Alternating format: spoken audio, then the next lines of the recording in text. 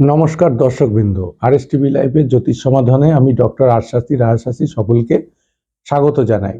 দর্শকবৃন্দ, আজকে ভারতের প্রজাতন্ত্র দিবস বা রিপাবলিক ডে বা গণতান্ত্রিক প্রজাতন্ত্র দিবস। তাই আজকের এই দিনে আমি আমার পক্ষ থেকে এবং আমার আরএস টিভি লাইভ চ্যানেলের পক্ষ থেকে সকল দর্শকবৃন্দ, আমার ক্লায়েন্ট, পরিজন সকলকে প্রীতি, শুভেচ্ছা, আন্তরিক অভিনন্দন আজকের এই গণতন্ত্র দিবসের বা রিপাবলিক ডের। অল্প কথায় আজকের দিনের মূল তাৎপর্য একটু বুঝিয়ে বলি। 1947 সালের 15 আগস্ট ভারত স্বাধীন হবার পর তৎকালীন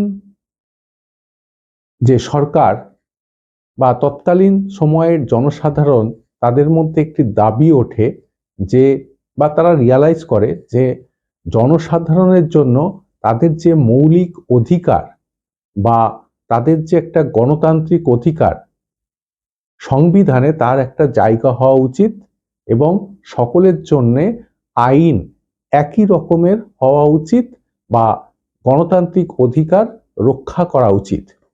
এবং তার জন্যে যে ইন্ডিয়ান যে অ্যাসেম্বলি, তৎকালীন যে অ্যাসেম্বলি অফ ইন্ডিয়া, সেখানে 26শে নভেম্বর 1949 সালে 26শে নভেম্বর 1949 সালে তখন একটি এ নিয়ে আলোচনা সভা হয় বা কথাবার্তা চলতে থাকে এবং সেটাকে সম্পূর্ণরূপে পূর্ণতা লাভ করে এই আজকের দিনে 26শে জানুয়ারি 1950 সালে। 1950 সালে 26শে জানুয়ারি সেই গণতান্ত্রিক যে প্রজাতন্ত্র দিবস বা জনসাধারণের, ভারতের সকল জনসাধারণের যে মৌলিক অধিকার, সংবিধানে মৌলিক অধিকার, তার যে গণতান্ত্রিক অধিকার, সেটি 26শে জানুয়ারি 1950 সালে সেটা পূর্ণতা লাভ করে, সেটাকে একদম আইনভাবে পাশ করানো হয়